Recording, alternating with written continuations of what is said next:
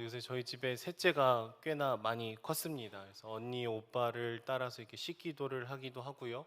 그리고 가정 예배를 드리면 또 찬양을 들으면 이렇게 율동을 곧잘 따라 합니다. 아직 두 돌이 안 됐는데 제가 뭐 이렇게 아몬드를 먹고 있으면은 저한테 와서 아빠 나도 막 그러면서 아몬드를 자기한테 달라고 이렇게 요구를 할 때가 있어요. 그리고 제가 교회에 이렇게 출근을 하게 되면은 새 아이 중에 가장 먼저 빨리 나와서 배꼽 인사를 해 줍니다. 잘 다녀오세요. 뭐 이렇게 정확한 발음은 안 되지만 잘 다녀오세요. 막 이렇게 하면서 저를 이렇게 반겨줍니다.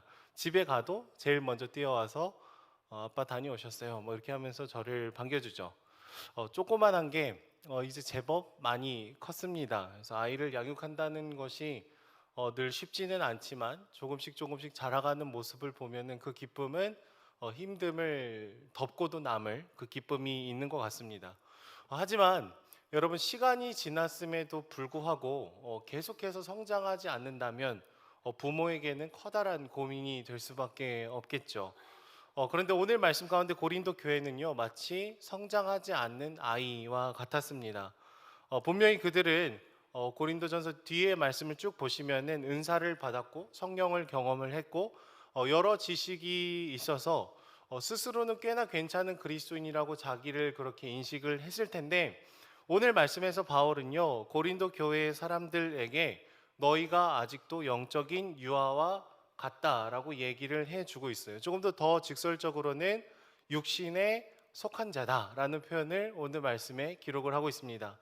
여러분 왜 그럴까요? 바울은 고린도 교회의 지체들이 여전히 단단한 음식을 먹을 수 없는 어린아이와 같다고 얘기하는 그 이유는 그들이 여전히 나는 아볼로파다, 나는 바울파다, 나는 게바파다, 아니 나는 그리스도파다 라고 얘기를 하면서 서로를 비교하고 시기하고 분쟁을 하고 있었기 때문에 그렇습니다.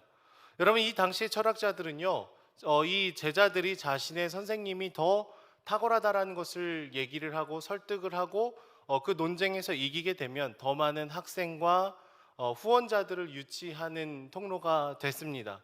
그런 사회적인 문화들이 있었던 것이죠.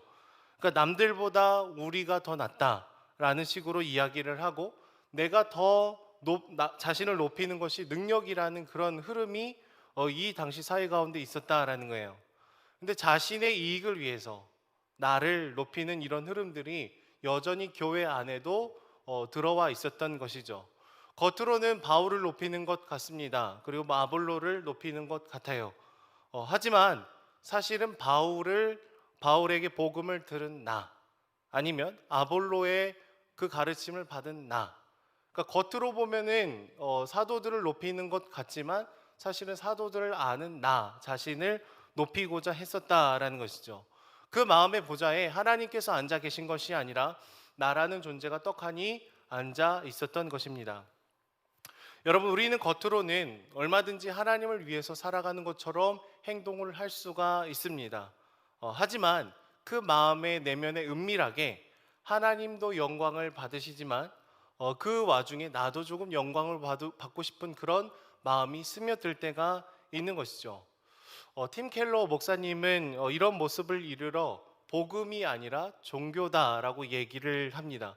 겉은 하나님을 위하는 행위 자체는 똑같지만 그 마음속으로는 나의 행위, 공로, 열심, 헌신 이것을 조건을 삼아서 나도 높아지고 싶은 마음이 있다면 그것은 은혜로 시작하는 복음이 아니라 종교입니다라고 얘기를 하죠. 고린도 교회에 있는 사람들이 바로 복음이 아닌 종교 생활에 가까운 삶을 살고 있었다라는 거예요. 이에 대해서 바울은 두 가지 비유를 들면서 교회가 어떠해야 되는지, 성도는 어떤 삶을 살아야 되는지에 대해서 얘기를 하고 있습니다. 우리 6절과 7절 말씀을 함께 읽어보도록 하겠습니다. 6절과 7절 말씀입니다. 시작. 나는 심었고 아볼로는 물을 주었으되 오직 하나님께서 자라나게 하셨나니 그런즉 심는 이나 물 주는 이는 아무것도 아니로되 오직 자라게 하시는 이는 하나님 뿐이니라. 아멘. 여러분 결국 바울은요 나나 아볼로나 우리가 대단한 사람이 아니라 그냥 하나님이 사용해 주신 도구에 불과하고 오직 하나님만이 영광을 받으셔야 된다라고 얘기를 하고 있습니다.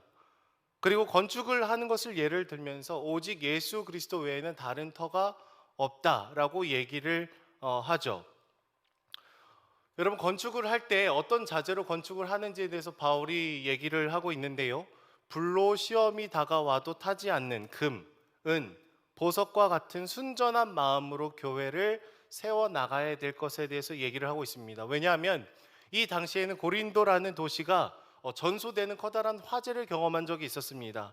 그리고 그 도시 전체가 타는 그 화재 속에서 불타오르지 않는 것들을 이 도시의 사람들이 보았는데요.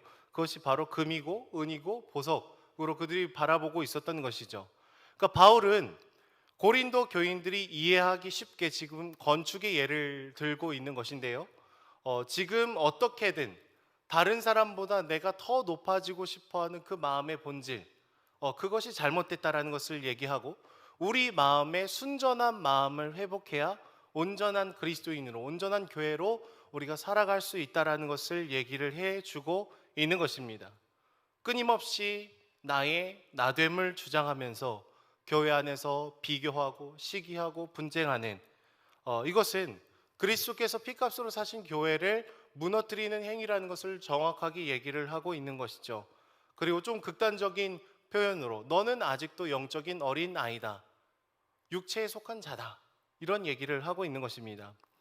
저 안에 사랑하는 여러분, 우리가 오늘 이 본문을 기억을 하면서 다시 한번 기억을 짚고 넘어가야 될 것은 고린도 교회 교인들은 하나님에 대해서 꽤나 많이 알고 있었던 사람들이었다라는 거예요. 그리고 은사를 많이 경험했던 사람들이었다라는 것입니다. 하지만 그 마음에 남들보다 열심히 섬기는 나, 다른 사람보다 기도를 더 많이 하는 나라는 생각이 가득 차 있었던 것이죠. 자기 중심성이고 하나님의 보좌에 자신이 앉아 있었던 것입니다. 여러분, 우리가 하나님의 보좌에 앉게 되면, 우리 스스로가 앉게 되면 우리가 열심을 더하면 더할수록 우리는 교회를 더 힘들게 만들 수 있는 존재가 될 수가 있습니다. 왜냐하면 나의 과도한 헌신이 다른 사람을 향해서 우리가 우월감이나 교만한 마음으로 나아갈 수가 있다라는 것이죠. 때로는 강단 위에서 말씀을 전하는 설교자들도 하나님의 주인 되심을 온전하게 인정하지 않으면 자기 중심성에 갇혀서 나를 위한 말씀을 전할 때가 있을 수도 있는 것입니다. 저 안에 사랑하는 여러분, 우리가 무엇을 하든지 간에 우리 내면의 중심에 하나님께서 앉아 계신지, 그분을 향한 우리가 순전한 마음이 지금 있는지를 돌아볼 수 있었으면 좋겠습니다. 열심히 섬기는 나, 끊임없이 마지막에는 나를 주장하는 마음이 있었더라면 우리가 신앙적으로 성숙하지 못하는 이 고린도 교회와 비슷한 모습을 보일 수가 있는 것이죠. 오늘 이 새벽에 보좌에서 우리는 내려오고 오직 주님만 영광받는 삶을 살아가시기를 축복합니다.